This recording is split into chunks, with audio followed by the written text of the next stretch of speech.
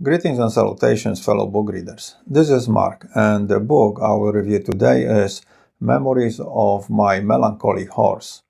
I first read the English translation and after it the original Spanish version of the novel to see if there are any significant differences between the two.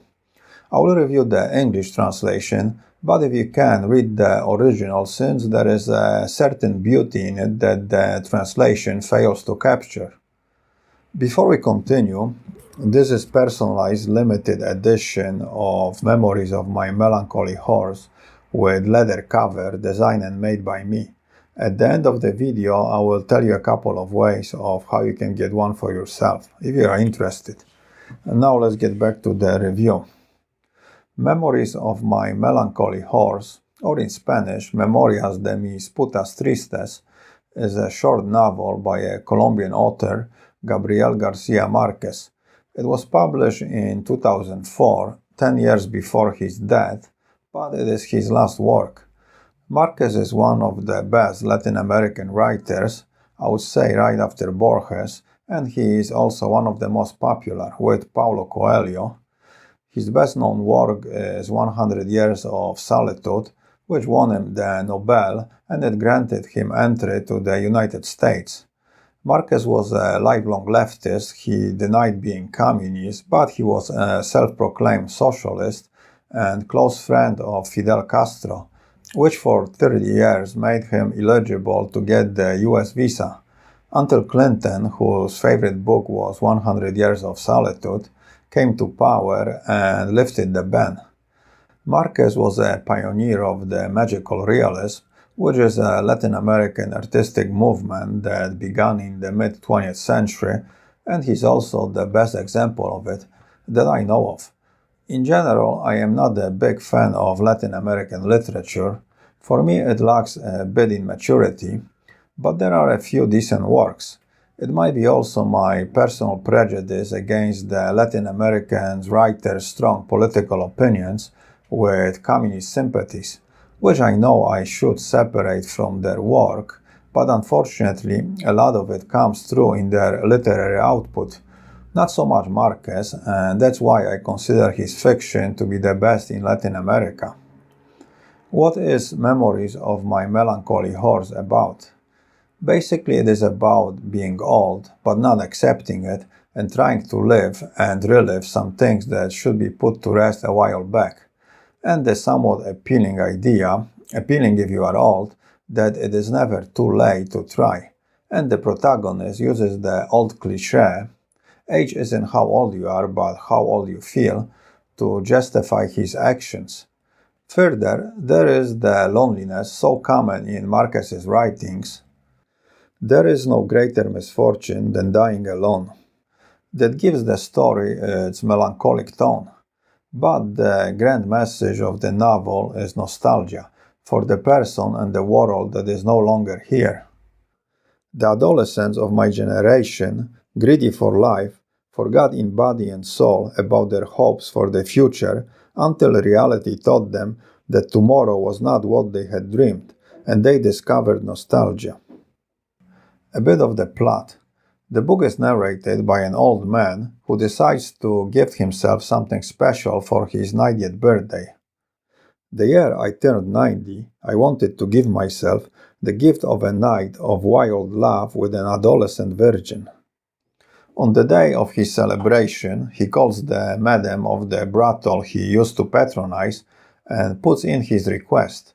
She has some objections to the shortness of the notice given, but manages to find a 14-year-old girl who has not been deflowered yet. In the evening, the old man arrives at the brothel and finds the girl waiting for him in bed, but she was given a herbal drink which put her to sleep. He spends the night with her, but without copulating, and leaves in the morning before the girl wakes up. The old man still works as a columnist at the local newspaper, where he receives a surprise birthday party and cake with 90 candles. He cannot stop thinking and wondering about the Virgin, and this sparks memories and visions of other women that pass through his life. The old man converts his visits to the brothel to spend the night with the sleeping virgin into a routine. He creates an imaginary relationship and believes he is in love for the first time in his life. This pleasurable cycle is broken by a tragic event which causes the closure of the brothel. The old man becomes desperate and starts a hectic and difficult search for the girl. And when he is about to give up, he receives a phone call from the brothel's madam. He becomes anxious and hopeful to reactivate his previous routine, but also somewhat surprised and disappointed at the changes he encounters. So he tries to make the best out of what is left to him, and that's the basic plot. What are my thoughts about Memories of My Melancholy Horse? The book makes you curious about being old and how you will behave once you get there. It is highly influenced by Yasunari Kawabata's House of the Sleeping Beauties, and it opens with the quote from it. He was not to do anything in bad taste. The woman of the inn warned all the Gucci. He was not to put his finger into the mouth of the sleeping girl or try anything else of that sort. And the book somewhat feels like a Latin version of it, but it lacks its elegance and subtle delivery. There is plenty of verbal dick-swinging and sexual machismo, but this is expected from Garcia Marques. Once back in the 70s, he was punched in the eye by Mario Vargas Llosa, a Peruvian writer and the 2010 Nobel winner. It seems Marquez tried to seduce Llosa's wife by telling her about the latter's affair with another woman. They were intimate friends until then, but after it never spoke again. Anyway, back to the book. The protagonist also is very similar to the Florentino Ariza from Marquez's earlier work, Love in the Times of Cholera.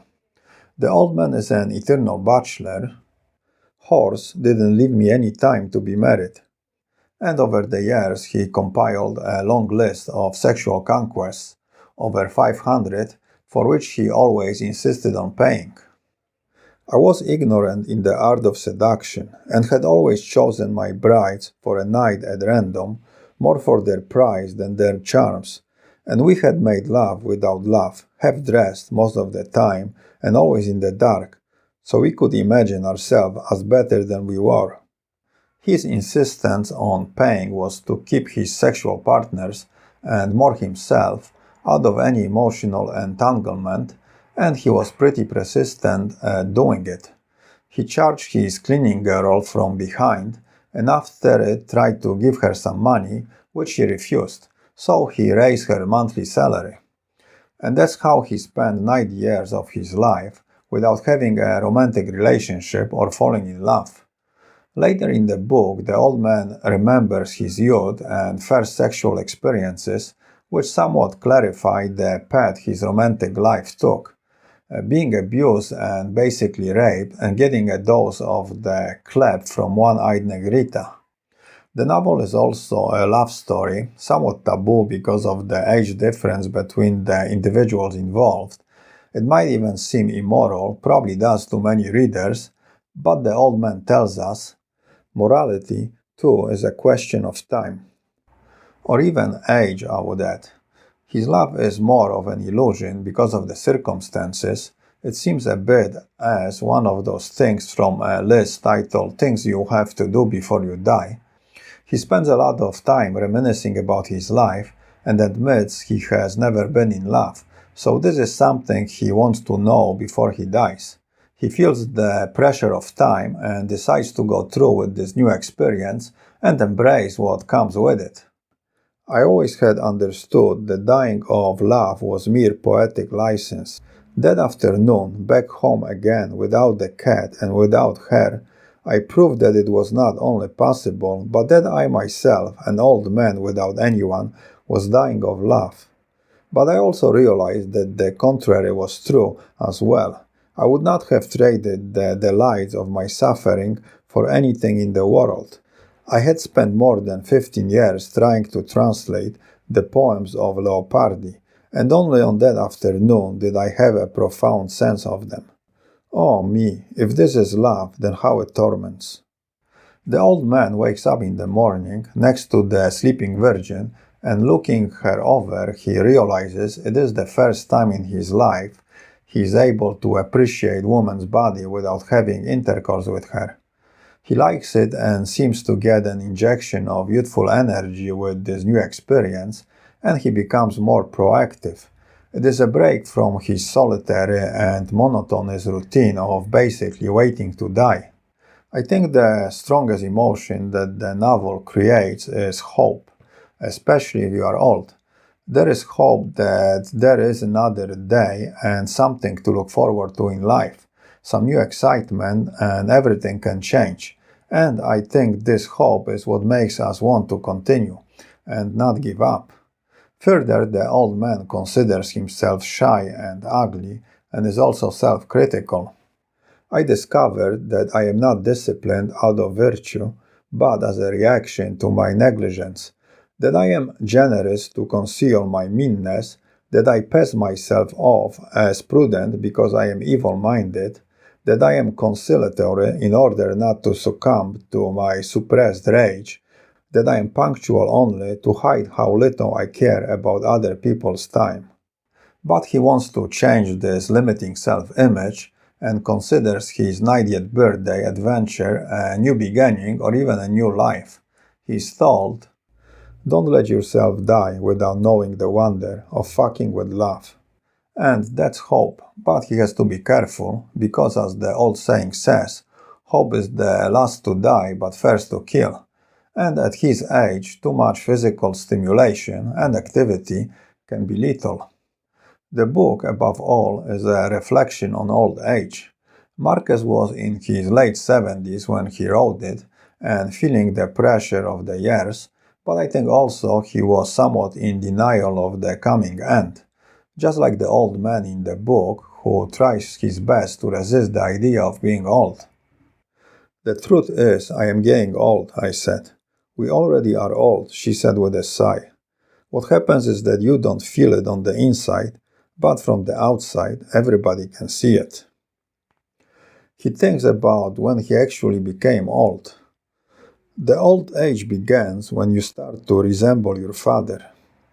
The old man remembers that in his 50s he started to have lapses of memory and once ate breakfast twice because he forgot the first time he did it. Walking to the brothel he hasn't visited in 20 years, the old man notices how much the neighborhood changed and describes how it looked in his youth. And it makes him remember how much time had passed and how ancient he is. But he thinks there are some parts of his life that have not changed. He says he never worries about his sexual powers since they never depend on his age but on the woman he is with. And I think this nice fantasy is what keeps him going. Or maybe it is a belief that makes itself real and gives him hope. For what? For something more to expect from life. To sum it up, Memories of My Melancholy Horse is an enjoyable reading, but not the best of Garcia Marquez, and it is more popular for the name of the author generously displayed on the cover than for its content. The reason for it might be that Marquez was getting old, his health was declining, and he was simply worn out by half a century of writing. But it is still a decent book if you are a fan.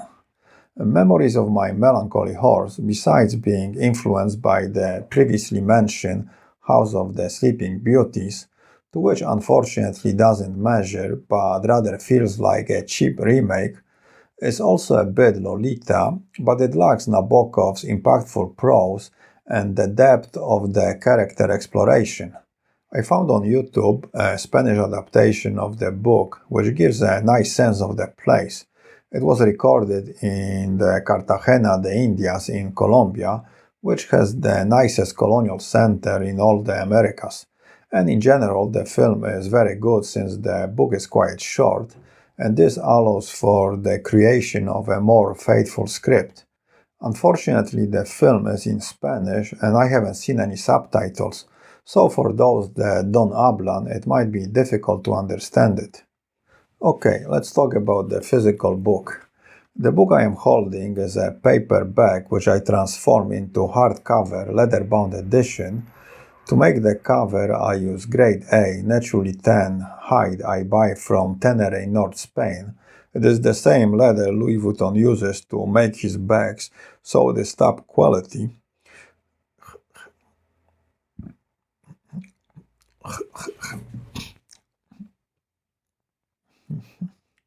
Difficult to understand it. Okay, let's talk. So it might be difficult to understand it.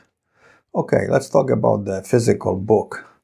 The book I am holding is a paperback which I transform into hardcover leather-bound edition. To make the cover, I use grade A naturally tan hide I buy from Tenere in North Spain. It is the same leather Louis Vuitton uses to make his bags, so it is top quality. I do all the processing of the leather myself. First, I design the cover, and I decide to use Picasso's painting from his blooper yet appropriately titled The Blue Room, which I found relatable to the story. The blue has a double meaning. Besides the color, it also expresses to me the melancholic mood of the novel. Also, the young woman washing herself, either to prepare for the nightly encounter or trying to clean off the feeling of being soiled by the nightly visitor. This is the bag with the blurb, and inside front cover I printed a quote from the book. If you want to see a more detailed video where I explain how I transform paperback into leather hardcover, click on the link in the description. I will make a maximum of 100 editions of each title. Each one will be numbered and initialed, and the numbers will go in chronological order from 2 up. Since number 1 stays with me, the price will be around $100, so if you would like me to make one for you, you can click below on my email and send me a message. I do not guarantee I will do it, since it will depend on the time I have available, access to leather, and if I can get my hands on the copy of the book. Now, if you're not willing to spend the $100, but you still want the book, what you can do is click below on the PayPal link and donate $3 or more to my channel. And for every 100 donations, I will make a lottery and draw one name, and the winner will receive the book. So if you are cheap but feel lucky, this might be the way to do it. Also, your donations give me the extra motivation to make the book reviews, and I appreciate them very much. So thank you in advance. One more thing, when you make your donation, remember to include the title of the book you would like to win. The book itself is beautiful. Visually, it has a very nice texture, it smells great, and the more you handle it, the more beautiful it will become. And it makes a great gift for yourself or somebody who appreciates books. So if you want one, don't snooze or you might lose. Well, that's it, so let's end it here, and until next time, keep your ear close to the ground and read a book. Adios.